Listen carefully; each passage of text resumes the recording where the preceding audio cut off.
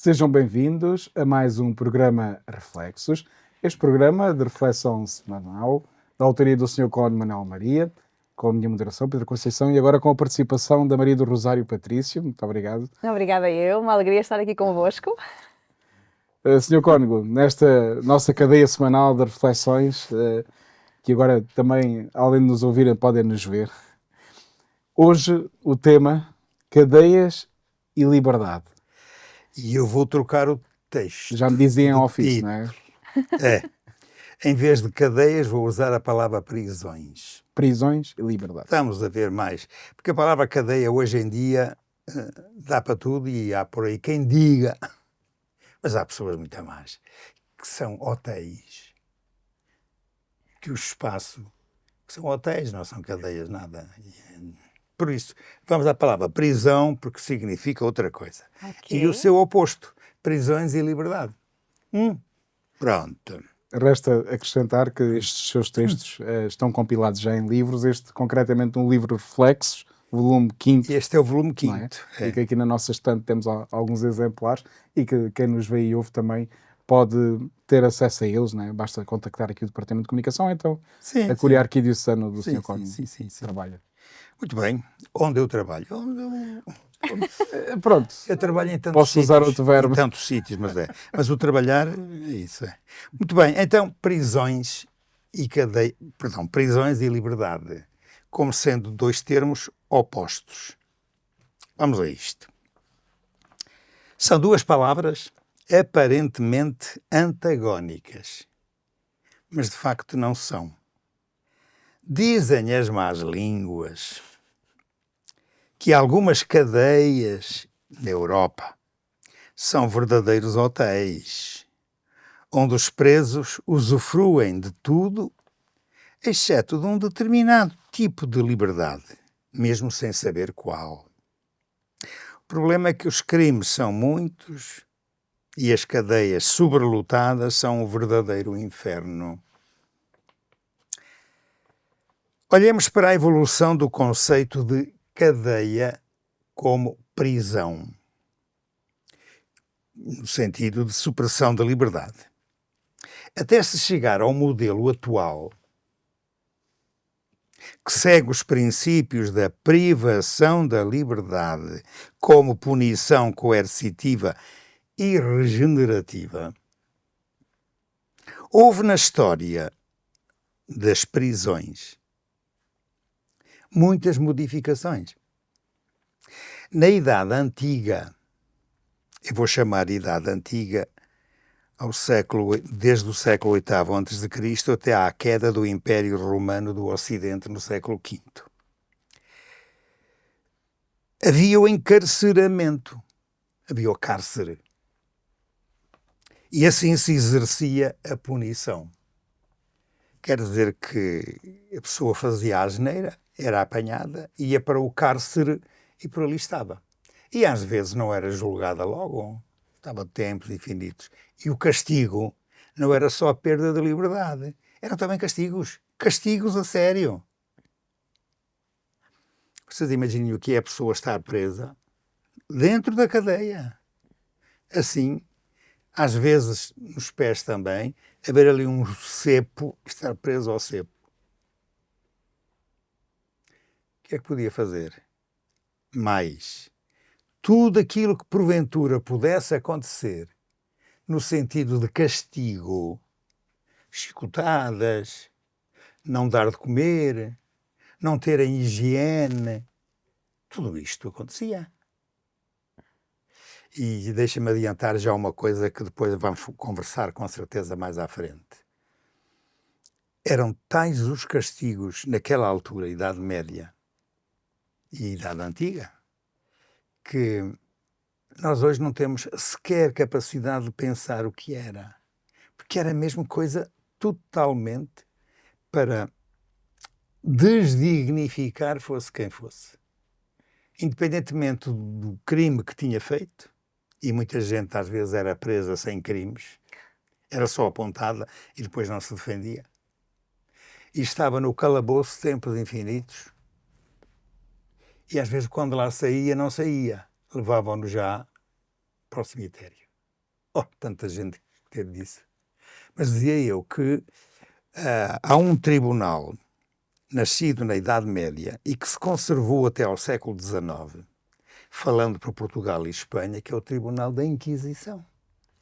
E olhem que as coisas antigas eram de tal maneira mazinhas que quem depois quis dizer mal da Inquisição dizia que a Inquisição é que fazia aquilo. Claro, e estas coisas, quando há um bode expiatório comum e esse bode expiatório chama-se Igreja Católica e a Inquisição era tribunal na altura da Igreja, porque quem mandava nesta nossa Europa era a Igreja, era o Papa. Depois, a partir do século XV, números redondos, então passaram a ser os reis. Mas não nos esqueçamos como é que tudo isto começou. A queda do chamado Império Romano do Ocidente, no século V, que queda é essa? Todo o poder político centrado em Roma, e depois com os representantes em cada um dos recantos do Império Romano, isso acabou porque houve revoluções, feitas por quem? Por grupos de pessoas, grupos grandes, muita gente, a quem nós chamamos os bárbaros, e os romanos também chamavam. E foi a partir daí que começaram a existir os países, as nações. O que é que a gente sabe, por exemplo, de Portugal antes dos romanos por cá estarem? Ouvimos falar nos alanos, nos godos, nos visigodos, sei lá eu quem, mas a gente o que é que sabe disso? Ouvimos falar que os árabes por cá estiveram cá há 600 anos, sim, mas isso já foi até ao século XV que cá estiveram, e a gente fica assim a pensar antes como era, e já durante, e as pessoas não nascem educadas. E estes povos que os romanos chamavam bárbaros não era só porque a língua deles os romanos não a entendiam e diziam esse é bárbaro. Não, foi a partir daí. Foi assim. Sim, é questão da palavra. Agora as pessoas eram mesmo... Era tudo à pancada. Então, e quem nos está a ouvir, lembra-se que há uns anos, não importa há quantos, a própria educação muitas vezes era feita a chicote. Quando eu digo a chicote, é a estalada, era As reguadas. na escola também. Não, mas agora anda para trás e saiam da escola e fiquem só nas famílias e nas aldeias e agora andem mais para trás ainda. Cheguem até ao século V a.C. E o que é que vocês vão encontrar? Desculpem. Século V já depois de Cristo, quando estamos na queda do Império. Plena Idade Média, a queda do Império Romano. O que é que a gente encontra? Gente que não sabe nada a não ser educar à pancada. Ora, isto tudo transformado em castigos ligados ao cárcere, à cadeia, ao espaço onde as pessoas estão presas. Nós estamos a ver não um espaço, não um hotel, não uma residência, mas estamos a ver os castigos. É curioso que nós, quando às vezes lemos alguns textos, mesmo bíblicos, ao tempo de São Paulo, coisas que ele diz de si mesmo, estavam presos ao cepo. E era só porque eram acusados. Não havia sequer ainda um tribunal que julgasse, não havia julgamento. Bastava ser acusado. Ia para lá, olha, a maior parte dos casos que nós conhecemos, eu volto a falar na palavra Bíblia, por exemplo, o livro dos Atos dos Apóstolos, que fazem referência às prisões dos apóstolos, porque eram, entre aspas, cristãos, e os judeus não queriam, entravam lá, naquelas cadeias ou prisões, os calabouços, e ali estavam, sem ser julgados. Conta-se que São Pedro, um dia, por um fenómeno qualquer especial, foi libertado. Uhum. Conhecem essa Houve um passagem? terremoto, sim. Terremoto, Pois, já ouviram falar no São João Batista, sim. a quem o Pilato, o Herodes mandou degolar, cortar a cabeça, foi por causa da Herodíade, enfim, aquelas manhas todas, não é? Palavra de rei não volta atrás. Ele tinha dito à Herodíade ou à filha que Daria tudo o que ela pedisse. Tudo o que ela Fosse o que pedisse, tudo fosse. o que fosse. Claro que a inveja e a dor de cotovelo era dar cabo de João Batista. E onde é que ele estava? Estava no calabouço. Era, sim, senhor.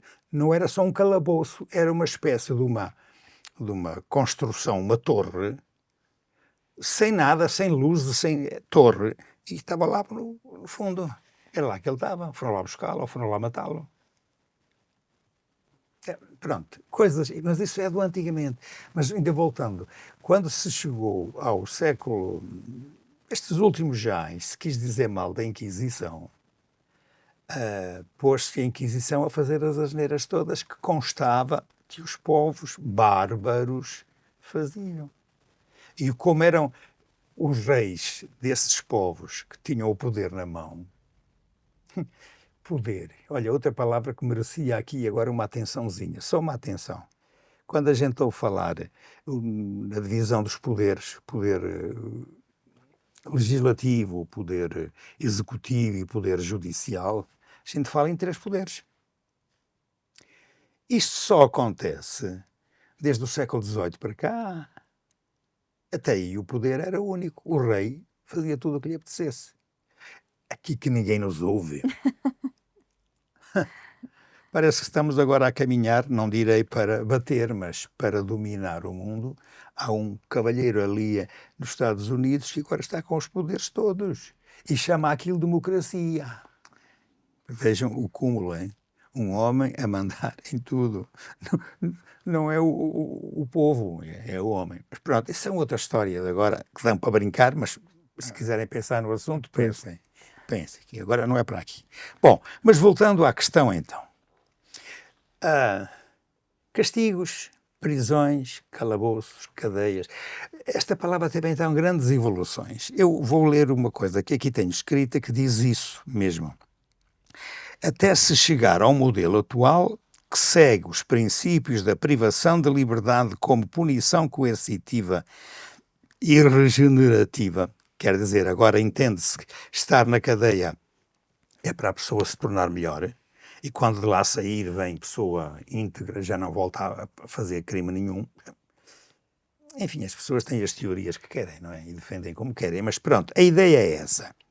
Houve na história das cadeias, prisões e liberdade, a própria palavra liberdade também tem muita evolução. Houve muitas modificações. Na Idade Antiga, século VIII a.C. até à queda do Império Romano do Ocidente no século V depois de Cristo, havia o encarceramento e assim se exercia a punição. Os locais eram calabouços, torres de castelos, sem janelas, nem portas, nem nada, era para ali, ou melhor, havia a porta para entrar e depois para sair, mas mais nada. Eram lugares insalubres, sem iluminação, sem condições de higiene. A gente, se pensar nisto, diz, mas como é que é possível haver tanta maldade no coração das pessoas, mesmo para castigar quem faz o mal?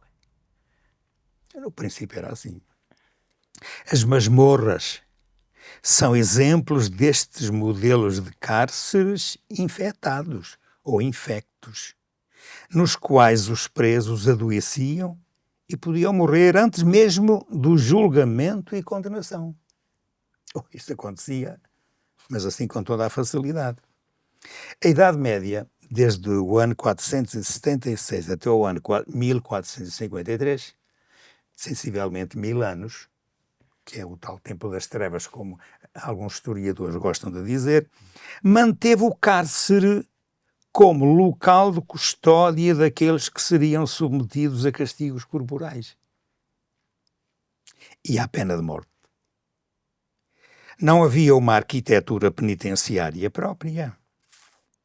As punições no período medieval podiam ser, olha para isto, amputação dos braços, a degola, a forca, o suplício na fogueira, queimaduras a ferro em brasa, a roda, embrulhavam a pessoa ali na roda e depois, para endoidecer, não é? E era assim. A guilhotina. Eram formas de punição que causavam dor extrema e que proporcionavam espetáculos à população. É outro aspecto curioso deste. Que eram punições públicas. E agora vejam que a pessoa não só sofria fisicamente, mas sobretudo psiquicamente. Ora, estar a sofrer e isso servir de punição. A gente às vezes diz assim, eu fui a Roma, estive lá a ver um espaço, que aquilo antigamente era com os leões e havia um não sei o quê, e os cristãos eram lançados à boca dos leões. E era espetáculo. O pessoal ia ver isso como se estivesse a ver uma tourada. Era assim. Não, mas é o cúmulo, não é? Não. Isso. Espetáculos. Enfim. Ora, continuando. Proporcionavam espetáculos à população. A estes sistemas deve juntar a influência do poder da Igreja Católica na altura, que também não se comportou a 100% bem, porque exercia a justiça, entre aspas, justiça, conforme os costumes da época.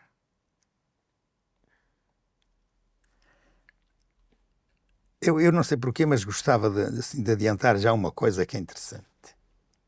Hoje, quando há uma asneira qualquer, os meios de comunicação social, sobretudo alguns, correm para lá, que é para contar a toda a gente em primeira mão, porque a preocupação é ser em primeira mão, dar a notícia antes dos outros, que foi feito isto, aquilo e aquele outro. E às vezes a pessoa nem sequer foi a julgamento e já está a ser julgada pela sociedade. Isto é real, nos tempos que correm agora, a gente sabe que é assim. Mas, ao menos sabemos uma coisa, que quando alguém é acusado, uma coisa é ser acusado, outra coisa é ter a punição. Nós temos os códigos que dizem, por este crime, X castigo. Mas este castigo o que é? É pancada? Não. É tantos dias de cadeia, ou tantos anos. Nós temos em Portugal, felizmente, como não há pena de morte, temos até tudo contabilizado para que ao fim de 25 anos tenha feito 1000 crimes ou 300, ou 1 milhão. O máximo de tempo que tem de prisão é 25 anos. Ainda há sítios por aí que há a prisão perpétua, não é? E outros há mesmo a pena de morte. Nós cá é 25 anos. Mas pronto. Mas é o tribunal que decide em face da lei. E como nós sabemos, pelo menos em teoria, as leis têm que ser universais. Não há uma lei para este e outra lei para aquele. A lei é para todos, é igual. E depois nós gritamos aí todos contentes que ninguém está acima da lei, para dizer quando é para castigar, castiga-se. Mas também quando é para dar prémios, quem é que os dá? Eu que saiba, os tribunais que nós temos, em Portugal e nos outros lados, não são tribunais para pagar o bem que as pessoas fazem. Pois não. Os tribunais é para pagar o mal, então é para castigos, porque as leis são feitas para isso. É o que nós temos em género de tribunal. Deixem-me aqui agora meter uma questão que eu gosto que as pessoas pensem nisto também. Há por aí quem tenha muito medo do que há de acontecer connosco, segundo a nossa doutrina cristã, quando houver o julgamento final. Mas no julgamento final é dito, está lá no capítulo 25 de São Mateus: vinde benditos de meu Pai, porque fizeste isto, aquilo de bom. E então vais ter uma recompensa. É o tribunal que dá recompensa boa a quem pratica o bem. Nós cá em Portugal, concretamente, não temos tribunais nenhuns que deem recompensa a ninguém. A recompensa é só para o mal. Isso é só para castigar. É outra coisa que merece a gente ficar a olhar para isto. E depois, ou acreditamos que o bem também vale, e então esforçamos-nos pelo bem, ou se ficamos só com a parte do mal, não precisamos de tribunal depois. Os que cá temos já chegam. E então à moda da Idade Média e antes, Deus-me livre, os castigos que havia. Bom, ora, estes sistemas então devemos juntar a influência do poder da Igreja Católica com o Tribunal da Inquisição, perseguindo e julgando pessoas acusadas de se desviarem das normas de conduta. Então aqui já são outros crimes. Já são crimes de ordem moral. Não são crimes de ordem de andar à facada, a roubar, sei lá. Com a modernidade na história, que é o período iniciado a partir de 1453, e com o seu marco histórico na Revolução Francesa de 1789, vocês reparem que é uma passagem do século XV para o século XVIII, já. As organizações sociais transitam do modelo social feudal para a constituição do Estado moderno, com um novo modelo político, económico e social organizado sob a lógica do capitalismo. Mas é precisamente a partir desta altura que o poder é dividido em três.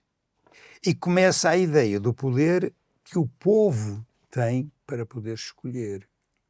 Mas como era uma lógica do capitalismo, o povo mais ou menos não mandava nada. Mas as ideias circulavam para que não houvesse, vou dizer, maldade no meio disto tudo. Foi desaparecendo a ideia de se justificar a aspereza das punições aos encarcerados. Fazê-lo seria o mesmo que questionar a própria soberania do rei. Manteve-se o cárcere como espaço para preservar o corpo do condenado até à aplicação do castigo, mas culminou em mudanças para a pena privativa de liberdade aplicada sob a falsa bandeira da legalidade. E a prisão, o estar preso, tornou-se a essência do modelo punitivo. As cadeias assumiram um caráter de estabelecimento público de privação de liberdade. Então hoje quem faz o crime vai para a cadeia e depois faz o quê na cadeia? Se calhar dorme, se calhar conversa e brinca à bola com os presos durante o tempo de recreio, se calhar aprende a saber roubar melhor para não ser apanhado, se calhar aprende simplesmente está ali uma quantidade de tempo que não está com a família, nem com os amigos, porque está ali. Então a cadeia hoje em dia é uma privação de uma determinada liberdade de movimentos. Mas continua a ser livre de pensar e agora até é livre para poder estudar e tirar cursos superiores lá dentro da cadeia. Vejam a evolução que houve nisto tudo. Desde os grilhões, os cepos, o estar ali amarrado, o apanhar, o morrer, a falta de higiene, até tudo aquilo que se tem agora. E inclusivamente em Portugal há determinadas cadeias, eu não quero agora apontar o dedo a quais, que só para lá vão as pessoas importantes da sociedade. Há outras que são comuns, lugares comuns para estarem presos. Mas há determinadas cadeias aí que são específicas para gente que era gente da alta, gente do saber, gente da justiça, gente da segurança. Enfim, estamos tramados com isto tudo, mas é verdade, é isto. As cadeias então assumiram o caráter de estabelecimento público de privação da liberdade. E a partir dessa nova concepção, a punição passou a ser um método e uma disciplina. Eliminou-se o caráter de humilhação moral e física do condenado. A lei penal passou a ser uma prevenção do delito, com a intenção de readaptação de criminoso. E é por isso que há por aí muitas coisas que eu acho até que está bem pensado, que é assim, a pessoa quanto mais tempo estiver na cadeia, preso, portanto, preso em determinado tipo de liberdade. Depois, quando sair, vem regenerado, um senhor doutor. Pronto, vem ali como deve ser. Se conseguirem isso, então a cadeia passa a ser um tempo de regeneração da pessoa. Mas vejam, volto a dizer, a evolução que houve do que era ser preso antigamente e o que é ser preso agora. E há uma coisa que eu não cheguei ainda a perceber, mas isso pode ser que os senhores juízes o possam dizer e os advogados também. Por exemplo, uma pessoa que é presa presa agora por ter roubado X. O castigo é estar preso ou é ter que devolver o que roubou? Vocês conhecem por aí casos das pessoas que roubaram assim em quantidades, uns milhões, devolverem isso? Então, mas eu acho que a primeira coisa a fazer devia ser isso, não? Pois. Porque o estar ali metido num hotel de luxo daqueles, onde come, bebe, dorme e não paga a estadia, nem a alimentação, nem nada. E depois, quando sai e as pessoas que foram atingidas com os roubos, fica tudo igual. Ou é o Estado, ou o quê. Eu não chego a perceber o que é que está em causa agora. O que é isso de prisões? E o que é isso de liberdade? É porque continuar a ser livre para fazer mal? Ser livre para fazer o bem? Isso não precisava de haver cadeias.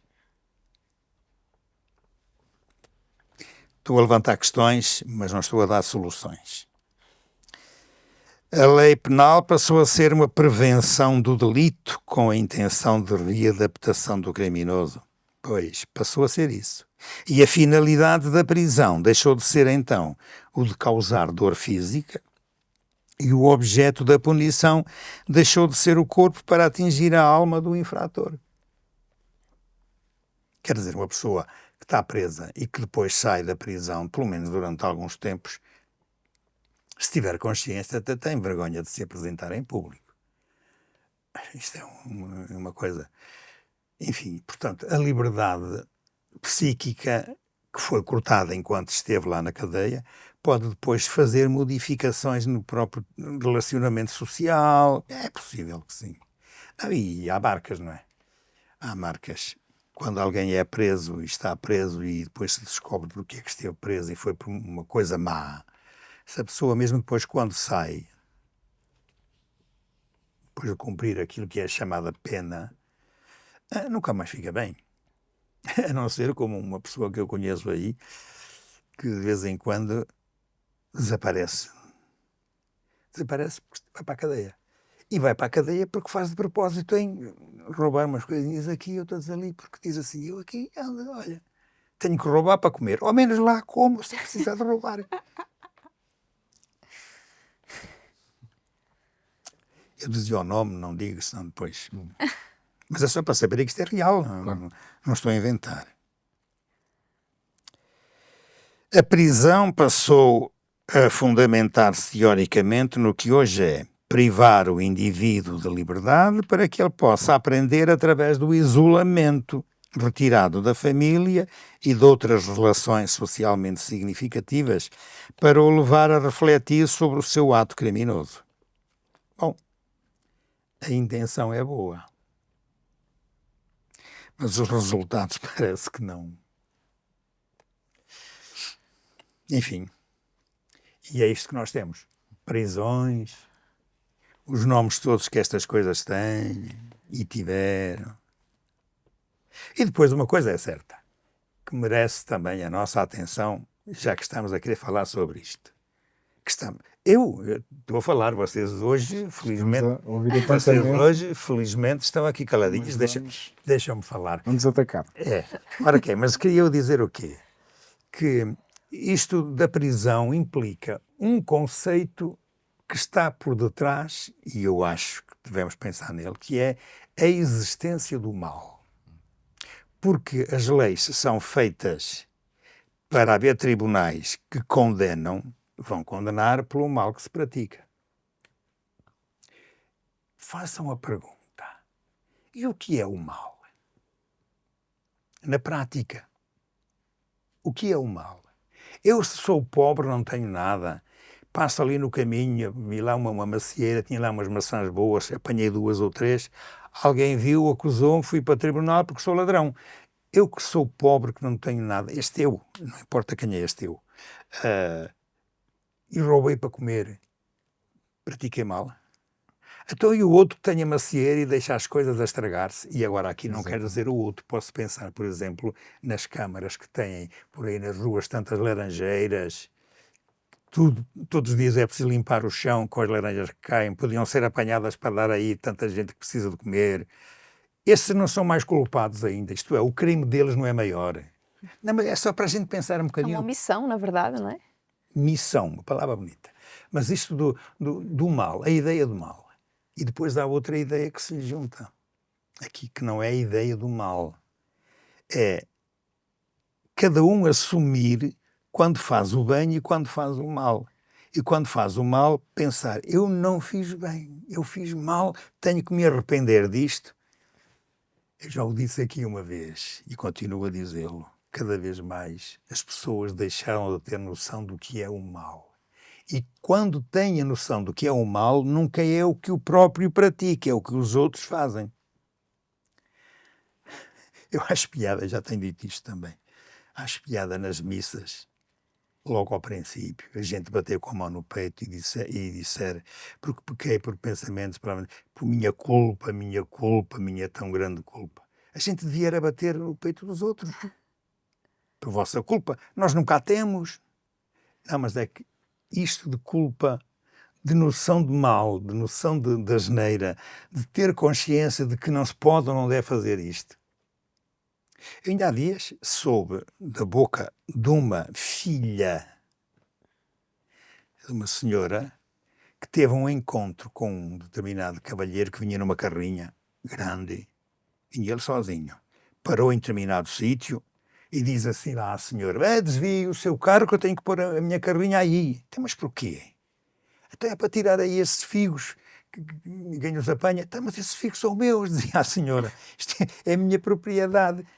Não, isso aí não é de ninguém e tal. Pronto, quer dizer, vocês estão a ver o tipo de pessoas que eu estou a pensar. Mas apanhar as coisas assim dos outros, que são de todos e de ninguém. Mas isto acontece. Que noção é que este cavalheiro tem de roubar figos?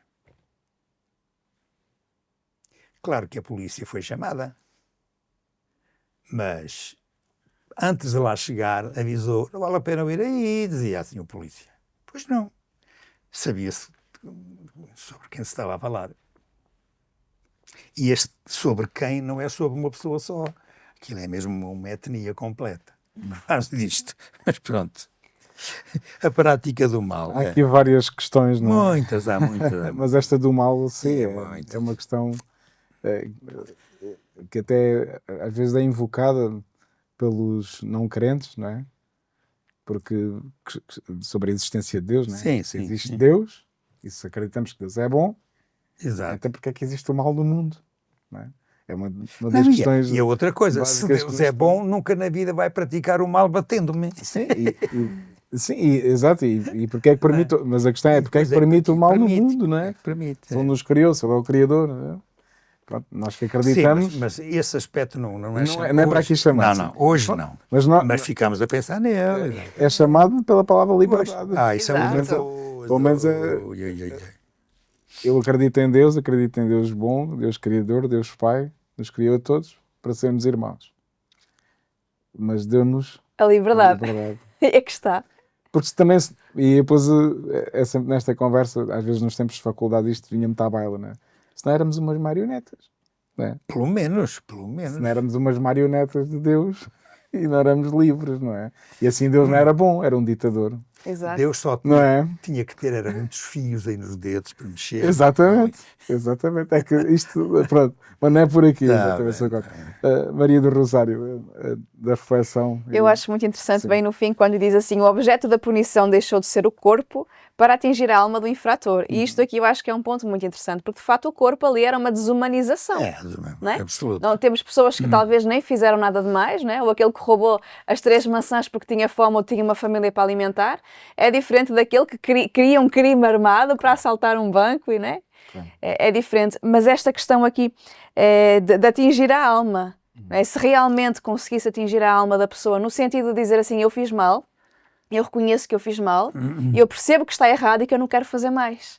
Isto realmente seria, não é, o ponto a atingir. Não é? Nas cadeias realmente era essa reflexão assim, porque é que estou aqui? né? Porque é que eu estou aqui, qual foi o motivo, o que é que me levou a fazer, quais foram as causas, não é? E que se eu percebo que aquilo foi mal porque acabou atingindo outras pessoas ou outras situações, então eu preciso desse arrependimento. Esse arrependimento que leva a uma conversão. E isto, eu acho que isto é válido para toda a gente, não é válido só para quem está na prisão. É válido para mim, que posso ter uma atitude mais áspera, mais grosseira com alguém e depois posso dizer, epá, não devia ter falado assim. Né? Posso ter um outro comportamento, posso ter uma outra forma de falar, e isto acho que é bastante abrangente, não é? Mas o que me chama a atenção aqui é não ficar numa coisa física, não é? Não sabes as tabuadas, vais levar uma reguada, né? Eu ainda sou quase desse tempo, né? Mas dizer assim, olha, mas se eu quero ser alguém no mundo, eu preciso de aprender a estudar, porque eu preciso, não é? Criar uma família, ter um emprego, né? Tornar-me alguém. E aí o trabalho psicológico é diferente. Então, quando eu vejo aqui nesta questão de liberdade e nesta questão, podíamos ir para crime, para pecado, para tanta coisa, mas como nós podemos nos tornar pessoas melhores à medida que nós vamos refletindo nas nossas atitudes. Não é? Porque, como o Sr. Cônego falou, é muito fácil apontar o outro, não é? Culpa do outro, o erro do outro, mas como é difícil olhar para mim e dizer a minha atitude, o meu comentário, não é? O meu gesto ou a minha indiferença em relação a alguém que pode ferir, não é? Criar ali uma situação, pronto, desagradável, não é? Mas também nisso eu posso refletir, não é? Também às vezes eu posso pôr o outro em prisão, não é? Com as minhas atitudes, com a minha indiferença, eu deixo o outro preso ali, olha, a ti eu não te ligo, não é? E tudo isto acho que é um trabalho psicológico e pronto, e também ao nível da alma, não é? Que pode ter uma boa saída se nos leva a uma conversão, a uma mudança de direção, a uma mudança de comportamento para melhor, não é? Para o bem, não é? Canalizar para o bem, como nós também falamos, mas que também pode ser uma coisa que entra por um e sai por outro, não é? E no caso, como diz o brasileiro, não estou nem aí, não é? E acaba não tendo um benefício, não é? Para a pessoa que tem essa infração ou que tem essa dificuldade. Então acho que é um pano para mangas, de facto, aqui este tema, mas eu sempre tento ver o importante da coisa, e para mim é eu poder analisar os meus atos, as minhas palavras, os meus pensamentos também, e dizer assim, olha, o que é que está correto, o que é que está incorreto, e o que é que eu posso fazer para melhorar, seja nas coisas simples do dia-a-dia, seja realmente nos grandes delitos, não é? Que também acontecem. Eu lembro-me, era eu aluno ainda, e nós tínhamos um grupinho específico dentro da turma que nos permitia, naquela altura era mais fácil, nos permitia ir fazer visitas à cadeia, que é a cadeia Débora. Naquela altura era uma cadeia muito simples. Eu tinha ali preso vários, mas era por delitos, daqueles delitos comuns, sem coisa nenhuma. E eu lembro-me perfeitamente disto. Nós, miúdos dos nossos 15, 16 anos, íamos lá, vamos uma viola, cantávamos umas coisas que era para alegrar o pessoal, pronto. E também conversávamos com eles, com os presos, os que nos apareciam, que não eram todos, pelo menos daqueles mais simples, não é? Lembro-me desta perspectiva de todos os presos. Quando a gente lhes perguntava assim em conversa, nós miúdos, né, queria saber porque é que estavam lá presos. Nunca nenhum disse porque era. Mas todos comentavam, estamos aqui presos injustamente porque não fizemos nada que fosse importante para estarmos aqui na cadeia. Claro que o carcereiro, um senhor assim, com cara de mau, mas era bom homem, o carcereiro dizia assim, dizem sempre todos o mesmo. Olha, e este está aqui porque fez não sei o que com uma rapariga. Aquele está ali porque roubou não sei quantos. Olha, aquele foi por isto assim. Mas depois dizia-nos isso um bocado à parte. Claro. Agora, o preso, psicologicamente, tem que dizer que não fez mal proporcional ao tempo de cadeia que tem ali, para estar preso. Lá está. Não assume nem a responsabilidade, nem tem consciência do mal que fez e, sobretudo, não tem consciência dos efeitos do seu mal. Ou e, consequentemente, não tem arrependimento. Ou se tem consciência disso, nega. É isso que eu dizia, por minha culpa, mas temos que bater no peito dos outros. Os outros são sempre o culpado. Tua culpa. Não, mas é verdade, assim é que havia de Por ser. culpa dos juízes é que estou aqui. Exato, Exatamente. Na verdade, Que me pôs aqui, por exemplo, um mês e eu era só para um dia. Mas ou nem era tanto. para estar Pois. para ganhar a consciência. era tomar um café. Não, mas falando a sério, agora isso era... Eu tinha os meus 15, 16 anos, acho eu, e recordo-me perfeitamente de ter esta comunicação vinda da boca dos presos que lá estavam. Era. E era curioso, que eram só rapazes. Quando digo rapazes, quer dizer, era gente de 25 anos para baixo. Era gente nova. Portanto, era assim umas avarias feitas... Mas era. Depois ainda tem duas questões aí. Se era realmente eles tinham vergonha de expor o seu crime, né, mas que na verdade no seu interior eles tinham essa noção e esse arrependimento e essa dor, ou se realmente eles auto se convenciam que realmente eram inocentes e que aquilo era demasiado. Pronto, tem duas questões aí também que podem estar por trás, porque no interior, não é? Como se diz aquilo, quando a cabeça deita no travesseiro, não é? Só Deus sabe o que é que se passa lá dentro, não é? Exatamente. Mas é também às vezes essa vergonha social, não é? Eu cometi um delito grave, considerado feio, não é? E também não vou estar aqui a falar, não é? Enfim. Mas não precisava dizer o que foi, claro. Mas também não precisava dizer que estava ali a cumprir uma pena muito grande por um delito tão pequenino. Ainda por cima estar a mentir. Do que estão a dizer, às vezes vêm-se reportagens, né, de pessoas e contam, mas o que acho interessante, e agora o que a Maria do Rosário estava a dizer é verdade. O primeiro passo é a pessoa assumir, não é? Em tudo, né? Em tudo é a pessoa assumir o seu erro.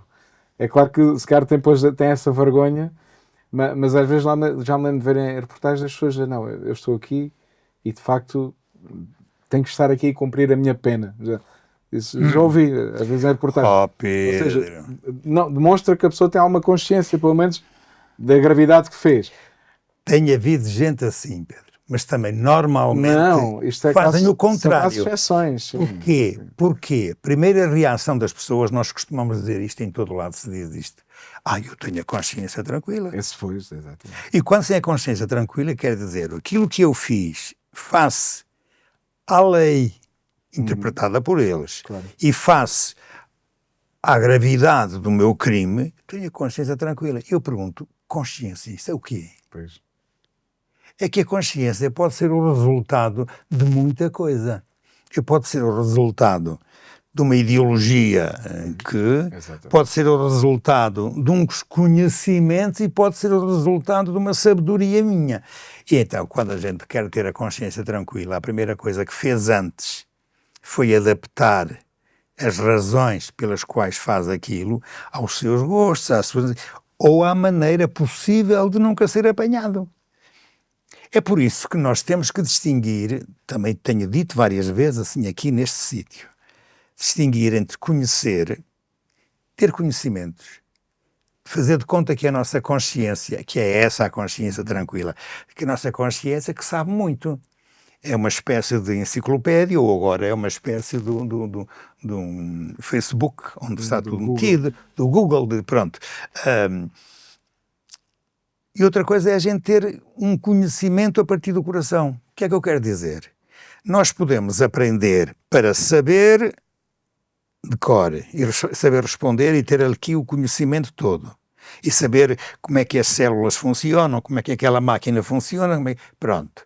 E posso aprender outras coisas que não é para eu saber como é que a máquina é, mas como é que eu devo ser e me devo comportar. Porque é um conhecimento para fora e é um conhecimento para mim, para dentro, para eu saber. Por isso é que a gente tem que distinguir entre conhecer e saber. Exato. E o saber é um saber que constrói as pessoas. Quando, volto à questão de há bocadinho, quando os outros diziam que não fizeram crime nenhum de jeito para lá estar a passar um mês de cadeia, quer dizer, essa pessoa ainda não percebeu que precisava de uma sabedoria para saber quais os valores que devia viver e não viveu. Isto, em consciência, não fez... Porque a gente tem consciência, a gente desculpa-se, sabe as coisas todas. E às vezes até sabe onde é que mora o juiz e sabe se ele gosta de um peru ou de um... Antigamente, como é que se fazia? Vocês ali em Monsaraz, tem lá a casa do juiz, tem lá uma pintura com um juiz com duas caras. Com uma das caras está a ser reto, a outra cara está a mão a receber umas perdizes. Percebe o que isto quer dizer, Sim, não é? claro. Está ali, pois é. Quer dizer, um tipo que sabe, também conhece muito bem, e se tiver uma ideologia ou uma forma substancial para poder ter ali os seus amigos que o defendem, eu não digo o nome principal assunto que está por detrás disso, mas pronto. Mas quando a pessoa está segura assim, tem esses amigalhaços todos, fazer isto ou aquilo, até sabe que é mal, mas nunca vai preso. Então, como é? Os amigalhaços não são para as ocasiões. Pois. E quais ocasiões? Normalmente é para isso. Não é para o bem. Um amigo que é amigo para ir connosco à caça não tem nada a ver com isto de prisões. Agora, um amigo que é capaz de ir inclusivamente mentir em tribunal para me defender a mim, é isso que está aqui em causa. Pois, a ver se isso não acontece tanta vez. Aham. E quem tem a consciência tranquila tem as costas quentes também. Então não é? Sim, aqui Não, só para acabar. Sim. É aqui por causa dos nomes, da evolução dos nomes. Sim. Palavra cadeia, cadeado, grilhões, algemas. Estamos a ver objetos. Cárcere, calabouço, masmorra. Estamos a ver espaços. Tudo isto é para as punições, para punir o mal. Há tanta diferença destas palavras umas para as outras. E há diferença porquê? Precisamente porque ao longo da história isto foi evoluindo. E ao longo da história, quem é mais manhoso safa-se sempre.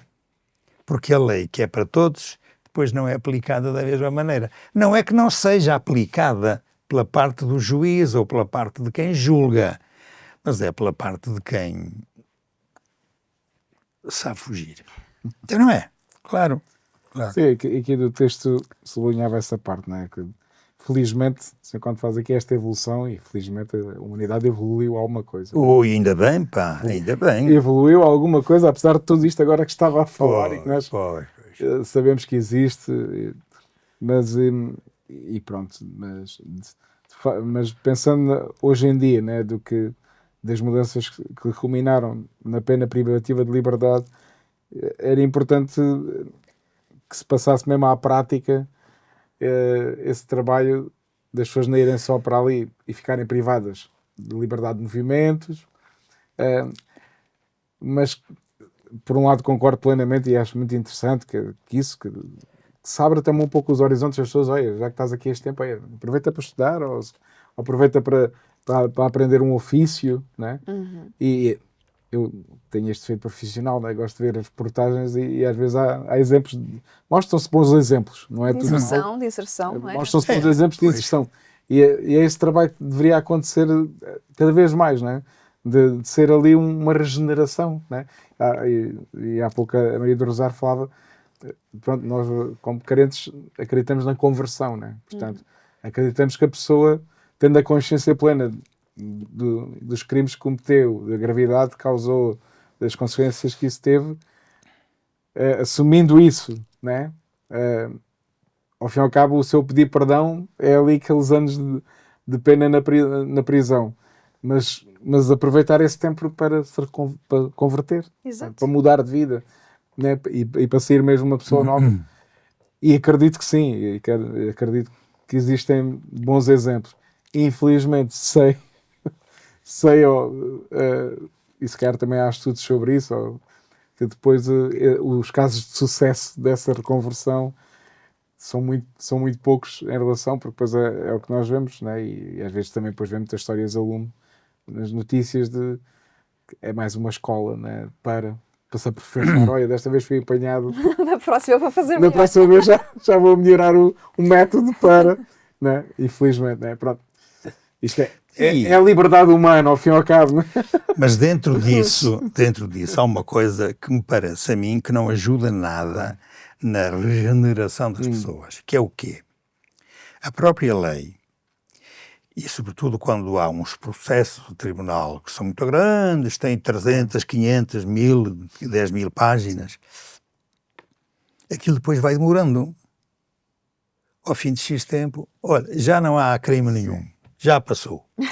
Pois. E a gente sabe aí de gente cujo crime é mesmo enorme, mas, olha, acabou o tempo em que aquilo podia ser E era analisado. há pouco o Sr. Cónigo dizia, né? E uma pessoa que, pela sua conduta, e não é preciso falar em nomes, mas lembramos de muitos casos recentes em Portugal de que prejudicou a vida, né? As pessoas tinham poupanças e que ficaram sem nada, pelos más actos de gestão, né? E má conduta. O que era aqui justo, né? É essa pessoa ir para a prisão? Se calhar, não sei, o que era mais justo? Não era as pessoas... Não era devolver tudo. Não era devolver o que... Claro. Não é? Pelo menos era... Um castiguinho pelo ato. Exato. Mas que devolva aquilo que as pessoas devolvessem.